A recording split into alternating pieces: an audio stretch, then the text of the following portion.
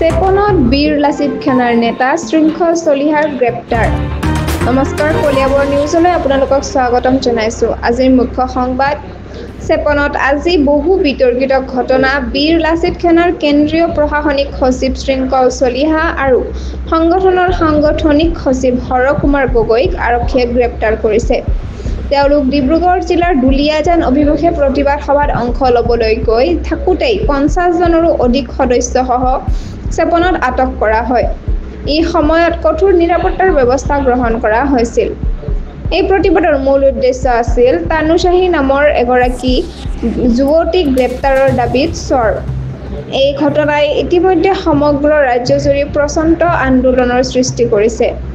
চলিহাক অধিক জিজ্ঞাসাবাদৰ বাবে ডিব্ৰুগড়ৰ আৰক্ষী অধীক্ষকৰ কাৰ্যালয়লৈ লৈ যোৱা হৈছে আৰু বাকীসকলক মৰাণ থানাত ৰখা হৈছে।